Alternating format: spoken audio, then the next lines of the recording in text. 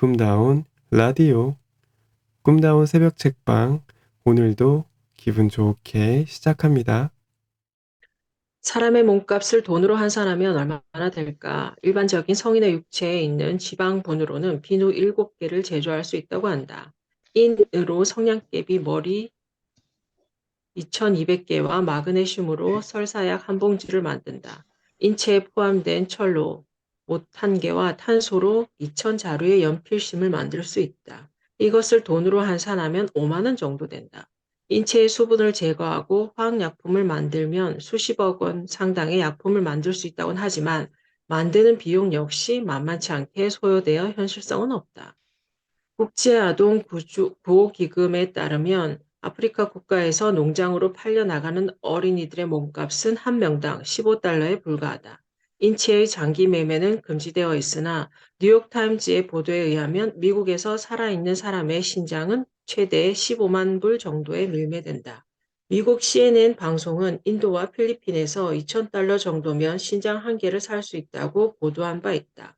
우리나라에서의 신장 밀매 가격은 수천만 원으로 알려져 있다. 중국 사형수들의 신장은 2만 달러, 각막은 5천 달러, 간은 4만 달러의 밀매가 이루어졌다. 미 LA 타임즈에 의하면 예일, 하버드, 프린스턴대 등 아이비리그 여학생의 난자는 최대 10만 불을 호가한다. 이러한 가격을 기준으로 하여 보면 성인의 육체는 장기 밀매 시장에서 억대 이상의 가치가 있다. 그러나 우리가 사고를 당하였을 때 나오는 보상금은 사람마다 다르다. 지난 95년 초 미국 플로리다주 햄파시의 한 병원에서는 당뇨로 오른쪽 다리를 절단해야만 했던 환자의 멀쩡한 왼쪽 다리를 의사의 실수로 절단한 일이 있었다. 결국 이 환자는 두 다리를 모두 잃었고 피해 보상으로 약 26억 원을 받았다. 한편 독일 시사주간지 슈피겔은 의료사고 때 법원이 지급 판정한 보상금을 토대로 인체 각 부위의 값을 매겼는데 뇌 손상이 15억 원, 시력 상실 2억 5천만 원, 폐기능 저하의 1억 2천여만 원이었다. 1997년 대한항공 괌 추락 사고 희생자 유가족들은 대한항공으로부터 평균 2억 5천만 원의 보상금을 받았으나 미국 정부를 상대로 미 연방 법원에 소송을 냈던 피해자 14명은 1인당 평균 230만 달러, 30억 원을 받아냈다. 2001년 국내 법원에서는 조종사의 무모한 조종이 인정되어 7억여 원의 배상금을 지급하라는 판결을 내린 바 있다. 항공사의 과실이 없는 경우에는 국제조약에 의거 보상금은 1억 5천만 원 선이다. 당신이 사고를 당했을 때 당신의 몸값이 얼마로 계산되었는지 생각해 보자는 것은 아니다. 인간은 평등하다지만 인권이 평등하다는 뜻이지 세상에서의 몸값이 평등한 것은 아니라는 사실을 말하기 위함이다. 몸값이라는 말은 본래 연예인, 광고 모델, 스포츠 선수, 인질 등에서만 사용되었으나 실은 모든 사람에게 적용된다. 왜냐하면 우리의 몸값은 인간 시장의 논리에 의하여 결정되기 때문이다. 다른 사람들이 많이 찾는 사람이 되면 몸값이 비싸지고 다른 사람들이 별로 많이 찾지 않는 사람이 되면 몸값이 싸진다. 노예 시장이나 마찬가지인 상황이지만 이 사실을 외면하지 말고 그대로 직시하라. 자, 이제 당신의 몸값을 계산하여 보자. 당신이 자영업자이건 봉급 생활자이건 간에 내년도 당신의 수입은 금년보다 올라갈 것으로 생각하는가? 먼저 당신이 작년에 했던 일과 금년에 해온 일에 어떠한 변화가 있었는지 생각해 보라. 그리고 내년에는 어떻게 될지도 생각하여 보라. 만일 당신이 하는 일에 양적인 변화도 없고 질적인 변화도 없으며 당신이 갖고 있는 지식의 양에 있어서도 아무런 변화가 없다면 당신은 무슨 근거로 내년에는 수입이 늘어나야 한다고 생각하는가? 자녀 교육비가 올라서 그건 당신 개인 사정이다. 그것은 마치 당신 자녀가 큰 수술을 받았으니 수입이 더 늘어나야 한다는 것과 하등 다를 바가 없다. 물가가 올라서 물가가 오른 것과 당신의 수입이 도대체 무슨 관계가 있는가? 회사에서 최소한의 생활은 하여야 되지 않느냐고? 아니, 회사가 무슨 자선단체인가? 회사가 양로원이나 고아원인가? 회사가 이득을 많이 냈으므로 당신의 봉급도 올라야 하지 않겠느냐고 생각하는가? 그 이득이 당신과 어떠한 관계가 있는가? 당신이 없었다면 그 이득이 나지 않았을 것이란 말인가? 회사가 이득이 났으므로 봉급이 올라야 한다고 생각한다면 회사가 손실을 보면 봉급을 스스로 낮추겠다는 말인가? 당신의 수입은 당신이 만들어내는 부가가치에 의해 결정되어야 한다. 부가가치의 창출 없이는 당신이 제 아무리 성실하게 노력한다 하여도 당신의 수입이 올라야 할 근거가 없다. 만일 당신이 그런 경우에 해당한다면 당신은 회사나 고객이 볼 때 정말로 꼭 있어야 하는 존재가 아니다. 없어도 되거나 다른 사람으로 대체될 수 있는 존재에 지나지 않는다는 말이다. 내 말이 이해가 가지 않는가? 그렇다면 지금 하고 있는 일과 그 일을 하는데 필요한 지식으로서 당신이 알고 있는 것들을 종이에 자세히 기록해 보라. 대부분 기껏해야 서너 페이지에 불과할 것이다. 그것을 다른 사람에게 가르치는데 몇 개월이 걸리겠는가? 서너 개월? 그렇다면 당신의 몸값은 당신이 몇 년을 그 일을 하여 왔건 간에 신입사원과 다를 바 없다. 무슨 얼어 죽을 연공 서열이란 말인가? 이 세상은 가만히 있어도 시간만 지나면 저절로 2등병이 1등병이 되고 봉급도 더 많이 주는 그런 세상이 아니다. 1996년 일본의 통신 판매 회사 미쓰미는 연공 서열이 아닌 능력에 따른 연봉 산정 기준을 공개한 바 있다. 그 기준에 의하면 연봉 300만 엔을 받는 사원은 담당 업무의 처리 방법을 알고 상급자의 구체적인 지시를 확실히 수행할 수 있을 정도의 초급 사원이다. 연봉 400만 엔원의 직원은 400만 엔의 직원은 담당 업무의 체계와 흐름을 이해하면서 업무 과제에 대한 원인과 대책을 검토하고 문제 해결을 위한 행동 계획의 수립 능력이 있어야 한다. 연봉 500만 엔의 직원은 업무의 독자적 추진이 가능하며 교섭 조정 등 타 부서와 연계 업무도 해낼 수 있고 사업 계획의 작성도 일부 담당한다. 연봉 750만 엔의 직원은 업무 추진 계획이나 특별 업무를 안심하고 맡길 수 있으며 직원들에게 적절한 조언을 해줄 정도의 신뢰를 받고 있어야 한다. 연봉 1천만 엔은 팀의 리더로 신규 기존 사업을 가리지 않고 사업 계획을 수립할 수 있으며 생산에서 상품 기획까지 폭넓은 판단력을 갖고 있는 경영자층이다. 결국 몸값의 핵심은 무슨 일을 어느 정도 할 수 있는가에 달려 있다. 그러므로 당신의 몸값이 비싸지도 않고 부자도 아니라면 제일 먼저 투자하여야 할 대상은 부동산도 아니고 주식도 아니다. 어떤 회사가 연구 개발비나 교육비를 많이 투자하면 좋은 회사라고 말한다. 그리고 그런 회사가 언제나 성공한다. 사람도 마찬가지다. 자기 투자를 하여 당신을 비싸게 만들어라. 그래야 몸값이 올라간다. 자기 투자를 열심히 하여 일을 잘해냄으로써 연봉이나 연수입을 500만 원 더 증가시켰다면 연리 5%로 생각할 때 당신은 적어도 1억 원을 추가적인 금융자산으로 굴리고 있다는 뜻이다. 즉 하늘에서 뚝 떨어진 1억 원이 금융기관에 있는 것이나 연수입 500만 원을 더 증대시킨 것이나 그 결과는 같다는 말이다. 다른 점은 현금 1억 원이 있다면 금융기관에서 이자를 받게 되고 그 돈을 잘못 투자하면 이자는커녕 원금을 날릴 수도 있지만 자신의 몸값을 비싸게 만들면 당신 자신이 매년 500만 원씩 돈을 더 찍어내는 조폐 공장이 되게 된다는 것이다. 그러므로 당신 자신을 돈 찍어내는 기계가 되도록 만들어라. 자영업자 역시 보다 많은 손님이 찾아오도록 몸값을 비싸게 만드는 것이 가장 좋은 투자이다. 시설에 투자하거나 인테리어를 새로 하는 것이 투자가 아니라 고객을 어떻게 섬기고 서비스를 어떻게 하여야 고객을 만족시키는지를 머리를 싸매고 연구를 하여야 하며 직원들의 생산성과 태도를 어떻게 하여야 증대시키고 변화시키는지를 공부하여야 한다.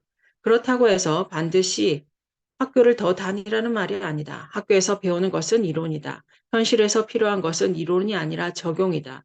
이러한 적용 능력은 결코 학벌이나 학위와 비례하지 않는다. 몸값은 이론을 많이 아는 것이 아니라 실무적으로 잘 알아야 올라간다. 그러기 위해서는 현재 하고 있는 일에 대하여 귀신이 되어야 하고 그 다음은 지금 당장은 필요 없는 다른 일들도 알아야 한다. 그래야 관리할 능력이 생긴다.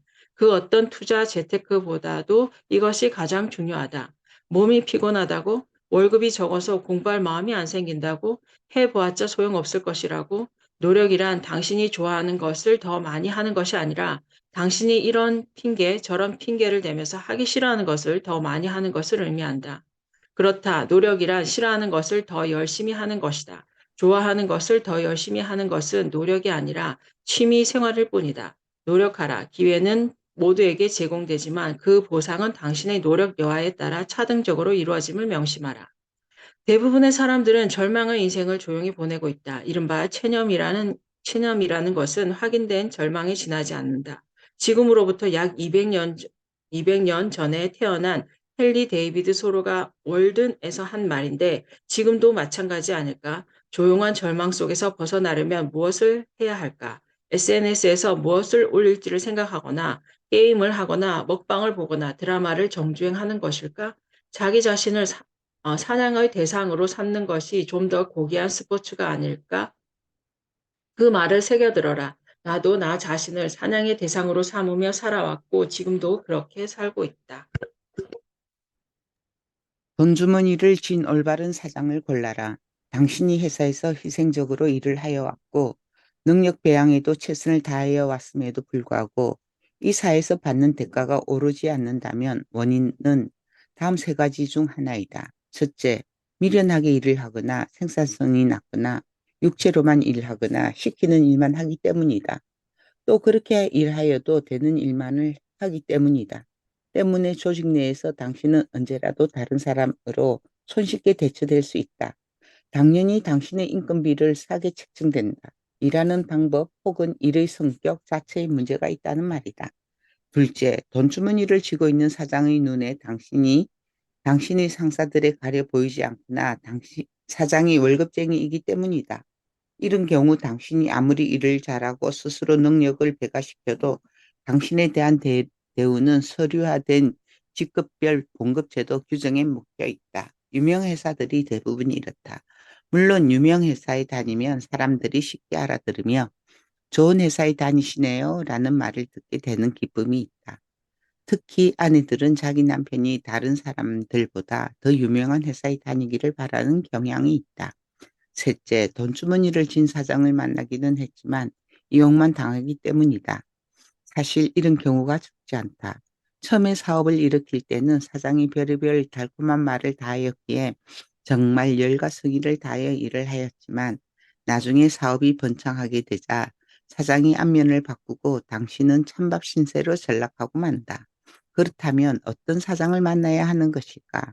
부자가 되고 싶은 사람이라면 돈주머니뿐 아니라 인사권도 가진 어느 사장과 가깝게 일하는 것이 훨씬 현명하다. 부자가 되는 길에서 중요한 것은 월급이나 복지제도가 아니다.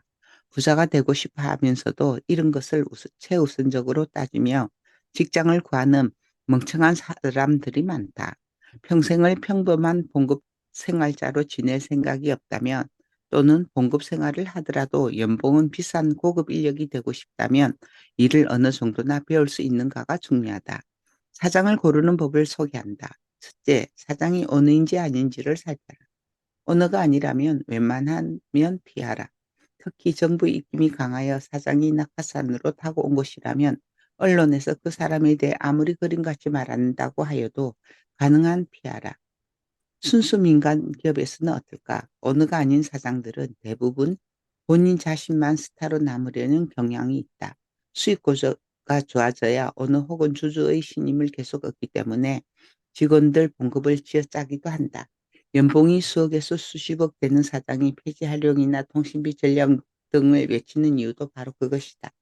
미국 대기업들의 경우에도 CEO는 연봉이 스톡 옵션 등을 포함하여 수천만 달러가 되어도 부사장은 그저 그런 수준의 연봉만을 받는다. 수익이 감소하였을 때 자신의 연봉 절반만 희생하면 직원을 해고시키지 않아도 되는데도 대부분은 그렇게 하지 않는다. 이런 스타급 사장이 있는 곳에서 일을 하게 되면 일을 아무리 잘하여도 언제나 스타 들러리에 머물게 되고 기회도 많이 주어지지 않는다. 그런 사장들이 당신과 벌거벗은 채 사우나를 함께 하고 때도 밀어주며 당신의 생일을 기억하고 당신 어깨를 두드리며 모범 사원으로 칭찬한다고 하여 감격하는 순진함을 갖지 말라. 둘째, 사장이 언어라고 할지라도 돈주머니를 가진 그 언어를 직접 대면하지 못하는 곳은 피하라. 언어 대신 상사들이 격급으로 늘어서 있는 곳에서는 일하지 말라는 말이다. 대기업이 대표적으로 그런 곳이다. 부자가 되려면 사장의 마음을 배워야 하는데 사장과 거리가 너무 먼 조직 내에서는 사장의 눈높이를 배울 수가 없다. 게다가 육체와 시간을 헌신하며 제 아무리 노력하여도 봉급표가 서류로 확정되어 있기에 수입이 올라가지 않는다. 능력별 연봉제라고 할지라도 적어도 아시아에서만큼은 연공 서열이 완전히 무시되고 있는 상황이 아니다. 때로는 상황이 아직 아니다. 때로는 당신이 세운 공을 상사들이 차지한다. 그들이 임의적으로 당신의 몸값을 올려주지 못한다. 당신이 아무리 열심히 일하고 밤잠을 설치며 능력을 배가시킨다고 하여도 당신의 월급을 결정하는 사람은 당신을 모르기 십상이기 때문이다. 더군다나 인원이 많기 때문에 대부분은 피자 조각과 같이 토막난 일만 배울 뿐이며 정말 턱줄 나지 않는 한 고속 승진이 어렵다. 결국 부자가 되고 싶어하는 사람들에게 내가 권유하는 직장은 중소기업 이하 규모의 회사 혹은 가게로 돈주머니를 쥔 사장과 자주 접하며 일하는 곳이다. 셋째, 똑같이 돈주머니를 갖고 있어도 의사, 변호사, 회계사 등과 같은 전문직 종사자들 밑에서 일하는 경우는 심사숙고해라. 대부분의 전문가들에게는 공통된 생각이 있다. 나는 공부도 많이 하여 면허증을 가진 사람이므로 나의 인건비는 비싸다. 하지만 너는 아니지 않는가? 게다가 내 손님들은 나를 찾아오는 것이지 너희들을 보고 오는 것이 아니지 않는가? 사업가들 중에서 직원들 덕분에 돈을 번다고 생각하는 사람을 종종 볼 수 있으나 전문직 종사자들은 나 때문에 너가 먹고 산다는 생각을 가진 경우들이 더 많다는 말이다. 병원장이 부자라고 할지라도 병원에서 일하는 다른 사람들이 넉넉한 대우를 받는 경우는 별로 없지 않은가. 변호사 사무실에서 일하는 사람들 역시 마찬가지 아닌가. 방법이 없는 것은 아니다. 영화 에린 브로코비치를 반드시 보고 주인공처럼 행동하면 된다. 물론 큰 스트레스 없이 거저 주어진 봉급에만 만족해 하며 살겠다면 편한 일터가 될 수 있다. 하지만 좀 더 많은 돈이 필요하다면 저녁에는 다른 일에 대해 배워보는 것이 현명할지도 모른다. 부자가 되고 싶다며 어느 간호사에게 내가 준 조언은 우선은 영어에 미쳐라. 병원의 모든 행정과 의료보험 관련 일들, 의약품, 납품 과정 등이 어떻게 이루어지는지도 배워라. 그리고 외국계 병원이 들어오면 즉각 지원하여라. 의사 버금가는 대우를 손에 쥘 수 있을 것이다. 넷째, 찢어지게 가난한 환경에서 태어나 다수 성과한 중소기업 사장 밑에서 일할 때는 조심해라. 일을 제대로 배울 수 있을 것이다.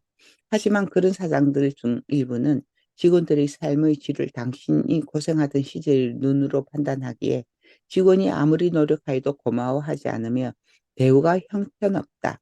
자신이 예전에 고생하였던 수준의 눈높이로 직원들의 현재 생활을 바라보면서 나는 너보다 옛날에 훨씬 더 어려웠었다고 생각하기 때문이다. 사업에서 이득이 발생하여도 자신의 목만 챙길 뿐 직원들에게 야박하며 스크루지 영감처럼 본인 자신은 그것을 느끼지 못한다.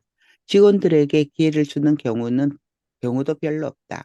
어릴 때부터 가난하게 자랐던 어떤 사장은 내게 직원들 봉급은 겨우겨우 먹고 살 수 있을 정도만 주면 되며 그 이상을 주게 되면 딴 생각을 하게 된다고 말하기도 했다.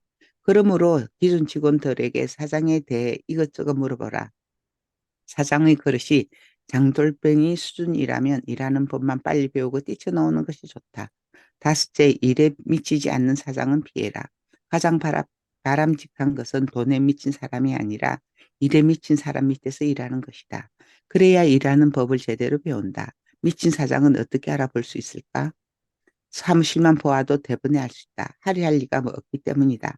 하지만 사람들은 어리석게도 사무실을 번듯하지 않으면 도대체 입사하려 하지 않는다.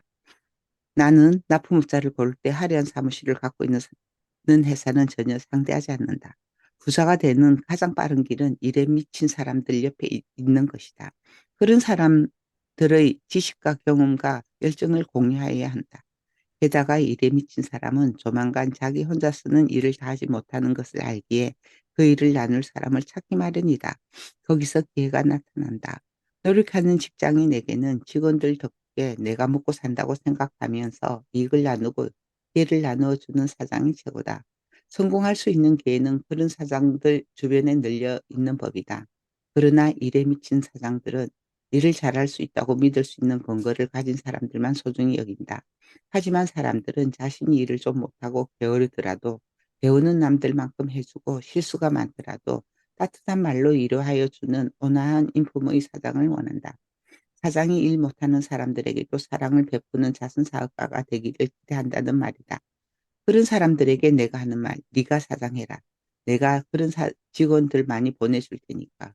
여섯째, 권위적인 사장은 피하라. 이런 유형은 본질에서 멀리 떨어진 문제를 갖고 아래 사람들을 피곤하게 한다. 결제 문서의 내용을 갖고 뭐라고 말하는 것이 아니라 틀린 것이나 토시를 고치는 것을 더 잘한다. 회식을 해도 사또가 연애를 베푸는 식으로 한다. 명절에 직원들이 선물 보따리를 들고서 사장의 집에 찾아가는 직장이라면 사장이 시중 팔고 그런 유형이며 아부가 승진의 지름길이다. 자신의 판단을 절대적인 존재로 생각하는 사장도 있다. 특히 이미 크게 성공한 경험이 있는 사장은 자신의 가오를 솔직하게 인정하려 들지 않는다. 일과 관련하여 사장의 생각에 반론을 제시하였을 때 나중에 듣게 되는 소리가 건방지다라는 말이었다면 즉시 사표를 내는 것이 좋을 것이다. 사장의 역할은 폼을 잡는 것이 아니라 일의 방향을 제시하고 일을 할 때 발생하는 문제들을 궁극적으로 해결하는 것이다. 그것을 가르쳐 주지 못하는 사장은 가능한 한 멀리하여라. 일곱째, 품질과 가격 및 서비스를 통한 수익 이해의 것으로 돈을 벌려는 사장은 피하라. 기업을 계속 존속시키려면 수익 추구에 대한 명백한 인식이 필요하다. 그 수익의 기반이 코스닥 등록 등을 통한 주식 상장에서 생기는 이득에 두고 있다면 그런 사장은 언제라도 자신의 이익만을 위해 기업을 버릴 수 있으며 경쟁력 있는 행동이 무엇인지를 직원들에게 제대로 가르쳐 주지 못한다. 이런 사장들은 납품을 받아도 꼭 자기 친구나 친척 등에게서 받으려고 하며 내부자 거래에 능숙하다. 가족이 회사에 근무하는 경우도 많다. 경쟁을 통한 구매 같은 것은 생각하지도 않으며 결국 회사 전체의 경쟁력이 마비되도록 만든다. 하지만 자기 몫은 별도로 챙겨놓기 때문에 기업은 망하여도 자기는 영향을 받지 않는다. 여덟째, 사장이 새로 사업을 시작하거나 시작한 지 얼마 되지 않는 가운데 당신이 함께 일하자는 제안을 받았다면 심사숙고하라. 이런 경우 대다수는 서로 이미 아는 사람들 간에 지게 되는데 사장이 어째서 당신에게 그런 제안을 하는지 스스로 분명하게 따져봐야 한다. 덮어놓고 도와달라는 말에 인간적으로 이끌려 참가하지는 말아라. 당신의 가치가 그 사장에게 무엇인지를 따져보고 당신에 대한 대우를 분명하게 짚고 넘어가야 한다. 이때 구두로 오고 가는 내용은 전혀 가치가 없다. 그렇다고 해서 아는 처지에 공정을 하여 달라고 하는 것은 한국적 정서와 맞지 않으므로 처음으로 주주로 참여하는 것이 좋다. 명심해라. 돈 앞에서 인간관계는 언제라도 휴지 조각처럼 구겨져 버릴 수 있다는 것을. 주의사항이 있다. 당신을 사장을 당신 혼자만의 생각으로 단시간에 판단하면 안 된다. 피트 드러크는 미래의 기업에서 절대로 보스를 가소평가하지 말라고 충고한다. 적어도 몇 년 이상을 그 사장 밑에서 일을 하여 온 다른 직원들의 말을 중시해라.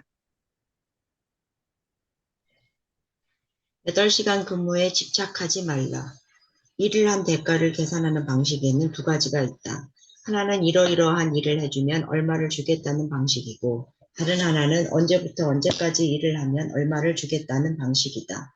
전자는 책임과 결과가 중시되며 각자의 역량에 따라 일하는 시간의 양이 달라진다. 후자는 누가 그런 일을 하건 간에 비슷한 능력을 가진 사람이라면 같은 시간에 이룩하게 되는 일의 양이 비슷하기에 일하는 시간의 양이 중시된다. 물론 이 두 가지 방식이 혼합된 경우도 많다. 산업화 시대에는 노동시간의 양이 대단히 중요한 문제였다. 예컨대 그 시대는 방직공장 기계 앞에서 노동자가 몇 시간을 일하는가에 따라 생산량이 결정되던 시대였기에 임금은 당연히 근무시간의 양과 비례하여 지급되어야 하였다. 그러나 산업화 시대에도 이미 일에 투여되는 시간의 양보다는 개인의 역량이 더 중요한 일이 많았다. 지금은 대부분의 일들이 그런 경우에 해당된다. 예를 들어보자. 당신이 어느 전자회사의 애프터 서비스 요원이라고 치자. 아마도 당신의 보수는 근무시간의 양과 비례할 것이다. 하지만 다른 서비스 요원은 그 어떤 고장난 가전제품도 자사제품이건 아니건 간에 30분 안에 원인을 발견하고 수리하는 데 비해 당신은 자사제품만 고칠 수 있고 시간도 평균 2배 이상 걸린다고 하자. 그리고 불행하게도 내가 당신 회사의 사장이라고 치자. 나는 당신이 일한 8시간을 절대로 다른 직원의 8시간과 동일시하지 않는다.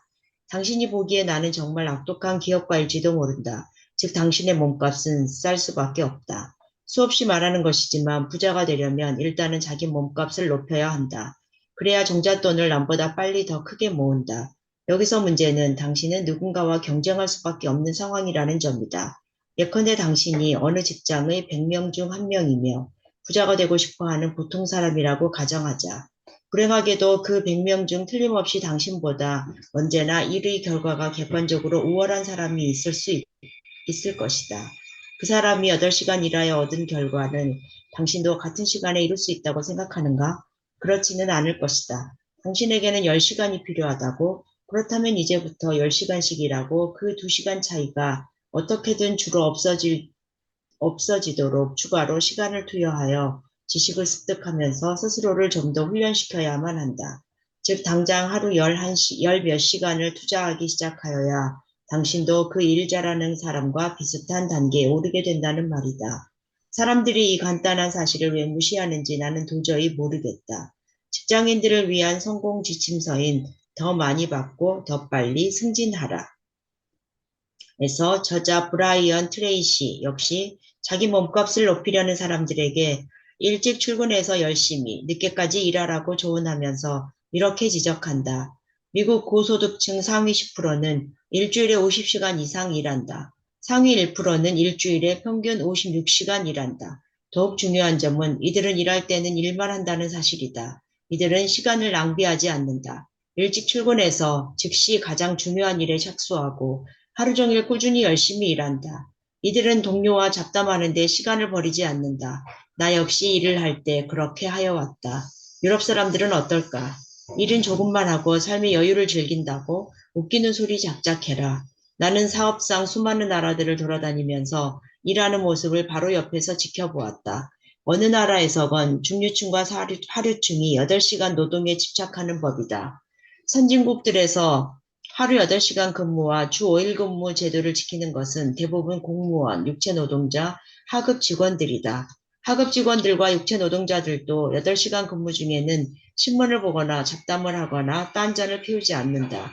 심지어 화장실 가는 시간이나 담배 피는 시간, 커피 마시며 잡담하는 시간 등은 자동으로 노동시간에서 제외되도록 하는 전자카드를 근로자 개개인이 착용토록 하는 유명 기업들이 부지기수이다. 반면에 한국의 근로자들은 일을 하는 건지 노는 건지 알 수가 없는 경우가 허다하다.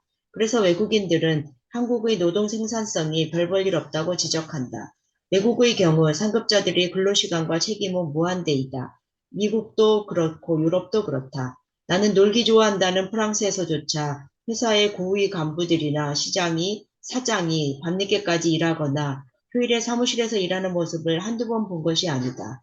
지위 높은 사람들만 모이는 간부회의 중에 먹게 되는 점심은 샌드위치 일색이다. 외국 영화를 보면 상급자들이 일 때문에 가정을 소홀히 하는 바람에 아내로부터 이혼을 당하는 장면이 부지기수이고 사장의 책상에는 처리해야 할 서류들이 가득한 경우가 많다.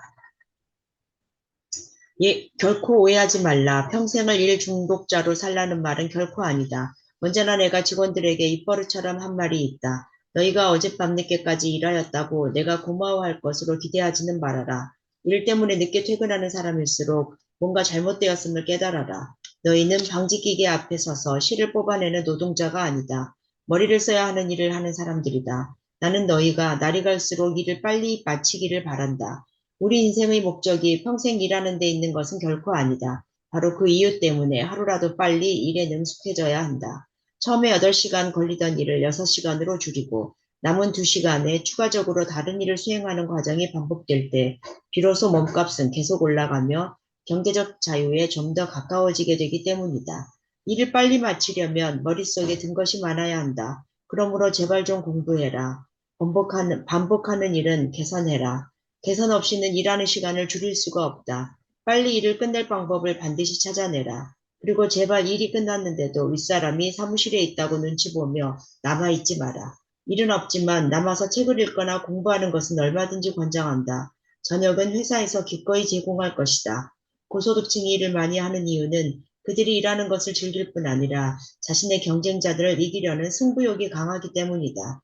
일본의 경우를 볼 때 과로사 하는 사람은 주로 고소득층이 아니라 40대, 50대의 평범한 공급 생활자들이며 대부분 일을 즐기지 못하고 스트레스를 받는 중산층이나 저소득층이다. 물론 당신 인생에서 직장이나 일이 그다지 중요한 것은 아니라면 일의 결과나 경쟁은 개의치 않은 채 8시간만 일하면서 느긋하게 살아도 좋다. 물론 당신은 승진도 느릴 것이고 자기 사업이나 장사를 한다고 해도 돈 벌기는 어려울 것이다. 어쩌면 당신 가족은 당신을 착하기는 하지만 무능력한 사람으로 생각할지도 모른다. 하지만 당신이 이 회사에서의 능력을 생각하고 경제적 대가를 중요하게 생각한다면 8시간 근무는 이제 잊어버려라. 8시간 근무는 당신이나 노동조합이 원하는 기준이지 당신의 성공 여부를 결정하는 세상이 원하는 기준이 아니기 때문이다. 선택은 당신의 몫이지만 세상이 원하는 기준은 만만한 것이 아니다. 이를 위해 자신을 완전히 버리지 못하는 자는 회사를 버리든지 자기가 회사에서 버림을 받는다. 사장의 제왕학에서 이하라 류이치가 하는 말이다. 프랑스 경제학자 랑그로아는 애덤 스미스의 보이지 않는 손을 빗대어 보이지 않는 발이라는 용어를 만들어냈다. 당신이 세상이 원하는 기준을 무시한다면 그 보이는 발이 당신을 성공의 대열에서 밖으로 차버릴 것이다. 8시간 근무를 고집하면서 느긋하게 살면서도 그 보이지 않는 발에 차이지 않고 크게 성공한 사람이 이 세상에 단 한 명이라도 있다면 내 손에 장을 지지겠다. 이는 지금도 그렇다. 일은 8시간을 하더라도 일과 관련된 자기 개발을 추가로 하지 않는다면 미래의 넉넉한 삶은 어려울 것이다. 세상이 원하는 기준에 맞추어 일하라. 나 하늘로 돌아가리라. 아름다운 이 세상 소풍 끝내는 날 가서 아름다웠더라고 말하리라. 는 시, 귀천을 쓴 천상병 시인의 소원은 내 집 하나만 있었으면이었다. 심지어 그는 누가 나에게 집을 사주지 않겠는가 하늘을 우러러 목 터지게 외친다고도 했다. 그러나 1993년 그가 삶을 마감한 곳은 주인 말고도 새 가구가 있는 집이었고 14사람이 몸을 부대끼며 살던 곳이었다. 그래서 그는 가난은 내 직업이라고까지 했다. 그는 왜 가난했던가? 시를 좋아하였기에 시만 썼기 때문이다. 하지만 그는 돈을 다루는 상과대학을 다녔던 사람이다. 돈은 그의 아내가 찻집을 하여 버렸다고 하며 그 찻집은 2001년 현재 아직도 영업 중이다. 그가 가난하였던 이유는 무엇인가? 시집이 잘 팔리지도 않는 이 땅에서 시를 썼기 때문 아닌가? 시인으로서 시만 쓴다면 대부분 가난할 수밖에 없다. 누나 똑같은 시인이지만 많은 책들의 편자 혹은 역자로 등장하기도 하는 유시와는 내가 짐작하기에 전혀 가난한 시인이 아니다. 그는 보통 사람들이 무슨 글을 읽고 싶어 하는지를 찾아내 상품화시키는 유능한 편집자이며 세상에서 대가를 얻어내는 마케팅 기업법도 아는 사람이다. 당신이 시인이라면 천 시인처럼 살 것인지 류시인처럼 살 것인지는 당신 스스로 결정할 사항이며 그 어느 쪽의 삶이 우울하다는 말은 그 누구도 하지 못한다. 하지만 어느 직업을 가졌든 세상으로부터 더 많은 경제적 대가를 얻어내려면 그 대가를 결정하는 세상이 무엇을 원하는지를 알고 있어야 한다. 세상이 원하는 것이 무엇인지 모른 채 자기 체면에 빠져 살게 되면 돌아오는 것은 실패와 좌절뿐이다. 그럼에도 불구하고 실패한 자들의 대부분은 세상이 원하는 것은 무시하면서 실패의 책임과 원인을 세상에 돌린다. 세상이 불공평하다느니, 세상이 썩었다느니, 세상이 학벌이나 인맥 등으로만 이루어져 있다느니 등등. 실패한 자들의 핑계는 길고 긴 레퍼토리를 이룬다. 명심해라. 성공자들은 어떤 일이 잘못되면 그 책임과 원인을 자기 자신에게서 찾는다. 절대 세상 속에서 핑계를 찾지 않는다는 말이다. 예를 들어보자. 나는 자가용 기사를 한두 명 겪어본 사람이 아니다. 연봉 2천만 원을 주건 3천만 원을 주건 간에 보통의 자가용 기사의 경우 목적지까지 잘 드리고 차량 관리 잘하면 되었지 뭐가 더 필요해라고 생각한다. 하지만 목적지까지 잘 모신다는 기준은 순전히 자기들 기준이며 차량 관리 수준 역시 자기들 판단에 근거한다. 약 수십 년 전 기사 한 명을 새로 채용하였다. 그 시절에는 나는 언제나 신경이 날카로웠다. 보통의 직원들은 사장에게 야단을 맞으면 얼굴이 하루 종일 굳어있다. 하지만 그는 내가 별것도 아닌 일에 돌덩이같이 화를 내어도 5분 후에는 환하게 미소를 지으며 이렇게 말하였다. 사장님, 약속 장소에 가실 시간입니다. 그는 자신이 아는 길이어도 지도를 미리 보고 샛길들을 확인하였다. 그런 태도를 보고 막히면 돌아가라는 책을 사다 주었더니 그는 너무도 좋아하였다.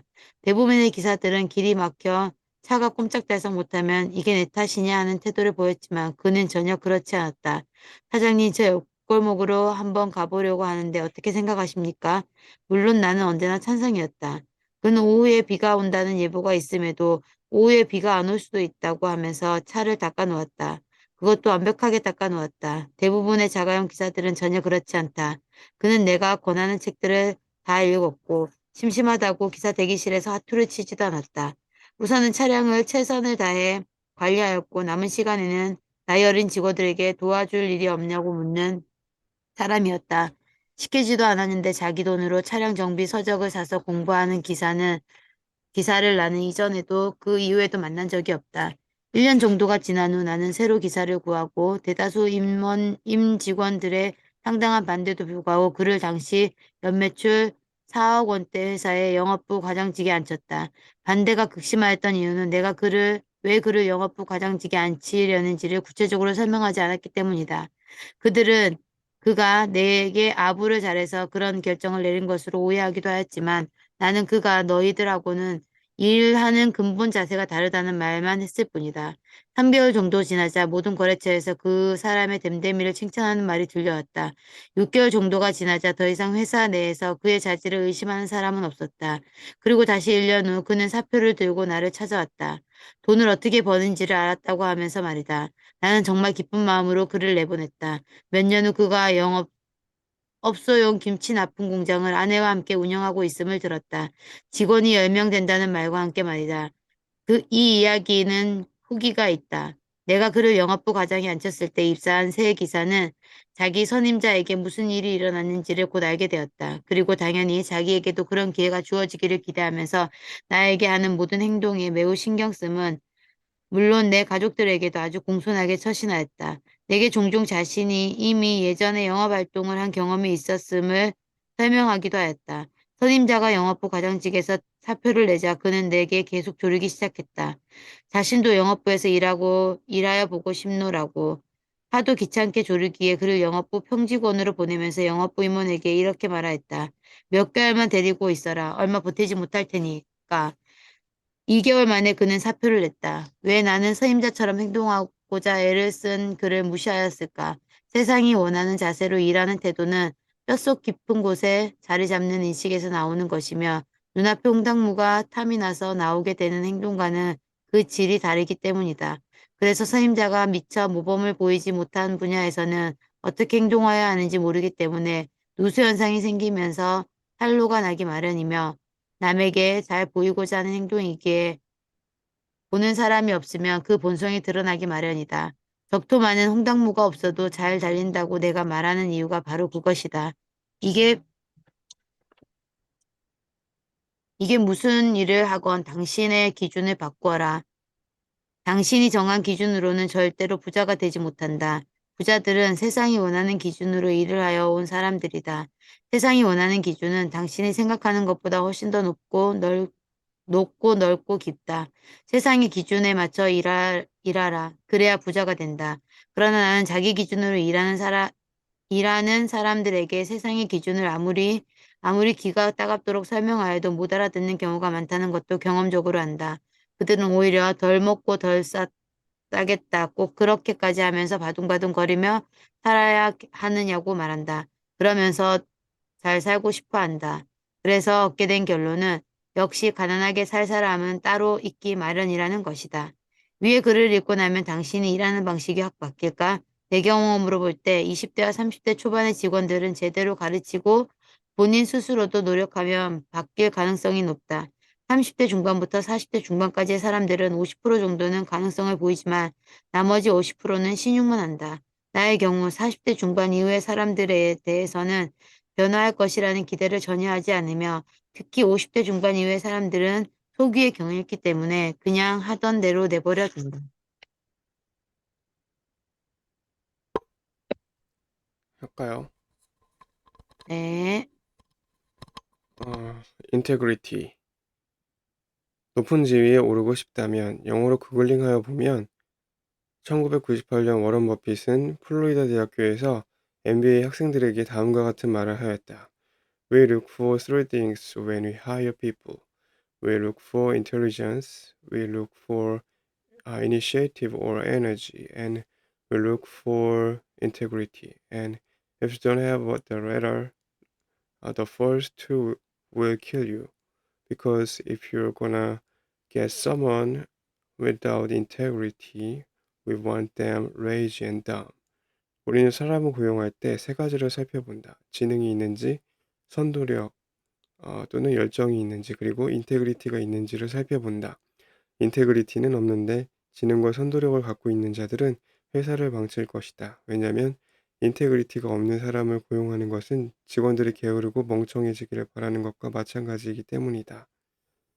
어, 네, 위 내용을 의역하면 직원을 채용할 때는 지능이 좋은지, 이를 선도적으로 열정을 갖고 이끌어 나갈 수 있는지, 그리고 인테그리티가 있는지 살펴봐야 한다. 머리도 좋고 이를 주도적으로 이끌어 나갈 열정도 있으나 인테그리티가 없는 자는 회사를 망칠 사람이다. 인테그리티가 없는 사람을 고용하면 직원들을 게으름뱅이, 멍청이로 만들려는 것이기 때문이다. 워런 버핏은 이 말을 여러 곳에서 하였는데 도대체 인테그리티가 무슨 뜻이기에 지능이나 선도력보다도 훨씬 더 중요하게 말하는 것일까? 인테그리티에 대한 우리말 설명은 필명 구테르타라는 분이 써놓은 글이 가장 좋았기에 허락을 받고 아래에 인용한다. 영어권 국가에 있는 조직에서는 인테그리티를 매우 중요시한다. 많은 기업이 인테그리티를 핵심 가치로 삼고 있다. 우리나라에서는 정확히 치환되는 단어가 없어 다양하게 번역되어 사용한다. 어, 번역된 경영서적이나 자기계발 서적에는 성실이나 정직이라는 단어가 자주 등장한다. 인테그리티를 성실함이나 정직함으로 번역하기 때문이다. 번역서를 읽다 보면 문맥상 성실과 정직과는 다른 의미를 나타내는 것 같아 혼란스러울 때가 있다. 그렇다면 인테그리티란 무엇일까? 나는 말과 행동, 생각이 일치하는 상태로 정의한다. 영어 사전에는 두 가지의 의미로 정의한다. 저희 회사에서는 청렴이라고 하네요. 1. The quality of being honest and having strong moral principles. moral uprightness. 정직하고 강력한 도덕 원칙을 갖는 자질. 도덕적 옳음. The state of being whole and undivided. 분열되지 않고 완전한 상태, 온전함. 인테그리티를 정의할 때 대부분 첫 번째 정의에 주목하고 인용한다. 나는 두 번째 정의, 인테그리티란 분열되지 않고 완전한 상태에서 인테그리티를 해석하는 것을 좋아한다. 인간에게 분열되지 않고 완전한 상태란 무엇일까? 생각과 가치관, 말과 행동이 따로 놀지 않고 일치하는 상태라고 생각한다. 겉과 속이 다르지 않은 상태인 것이다. 자신이 옳다고 믿는 것을 실천하는 것이다. 그래서 인테그리티한 사람은 일관성이 있다. 대부분의 사람은 정직함과 성실함이 옳다고 믿는 가치관과 도덕관을 가지고 살고 있다. 그래서 인테그리티하다는 것은 정직과 성실을 내포하고 있다. 자신의 믿음을 행동으로 실천하는 것이 분열되지 않고 완전한 상태이기 때문이다. 대부분 믿는 올바른 가치관에는 정직함과 성실함 이외에도 공정, 약속 이행, 언행일치 등과 같은 도덕적, 윤리적 가치를 포함하고 있다. 그래서 인테그리티는 해당 단어를 포함하는 개념이다. 정직하다고 해서 꼭 인테그리티한 것은 아니다. 거짓말을 하고 거짓말한 것을 고백한다면 그것은 정직하다 할 수 있다. 그러나 인테그리티하다고 할 수는 없다. 이미 자신의 신념과 말과 행동이 부정되었기 때문이다. 그래서 정직함이나 성실함은 인테그리티를 온전히 담는 표현은 아니다. 내가 인테그리티의 첫 번째 정의를 잘 사용하지 않는 데는 이유가 있다. 인테그리티가 꼭 사회적으로 통용되는 도덕적, 윤리적 원칙을 내포하는 것은 아니다. 그 시대나 문화에 부합하지 않는 신념과 가치관을 가진 사람도 충분히 인테그리티할 수 있다. 지금은 지구가 태양을 돈다는 지동설을 의심하는 사람은 없다. 하지만 지동설을 주장한 코페르니쿠스 시대는 달랐다. 그 시대의 신념에 부합하지 않는다는 이야기였다. 지동설을 주장한 코페르니쿠스는 그 시대에는 옳지 않은 믿음을 가진 사람이다. 죄인 취급을 받았지만 신념을 굽히지 않는 인테그리티한 사람이라고 평가할 수 있다. 히틀러도 어쩌면 옳지 못한 믿음을 가진 인테그리티한 사람이었을지도 모른다. 인테그리티는 시대나 문화에 부합하는 가치관과 신념을 가지면 훌륭해질 수 있지만 그렇지 않으면 문제를 일으키거나 심각한 범죄로 연결될 수 있다. 그래서 인테그리티를 정의할 때는 부정적인 상황을 막기 위해 기본적으로 올바른 신념과 가치관을 전제로 이야기하는 경우가 많다. 결국 인테그리티란 시대와 문화에서 크게 벗어나지 않는 한 자신이 옳다고 믿거나 생각하는 것을 말과 행동을 통해 일관성 있게 실천하는 것이다. 인테그리티를 완벽하게 실천하며 살아가기란 쉽지 않을 수 있다. 하지만 살아가면서 꾸준히 추구해야 할 가치다. 여기까지 할까요? 좋겠죠? 네, 네, 감사합니다. 오늘 영어는 어제 또 일론 머스크가 했던 거에 또 이어서 이겁니다. Do everything you can to gather great people if you're creating a company. Do everything you can. 네가 할 수 있는 모든 것을 해라. 뭐 하기 위해서? To gather great people. 그러니까 훌륭한 사람을 모으기 위해서. If you're creating a company. 당신이 회사를 창업하고 있다면 훌륭한 사람들을 모으는데 모든 일을 해라. 네가 할 수 있는 모든 것을 해라. Do everything you can to gather great people if you're creating a company.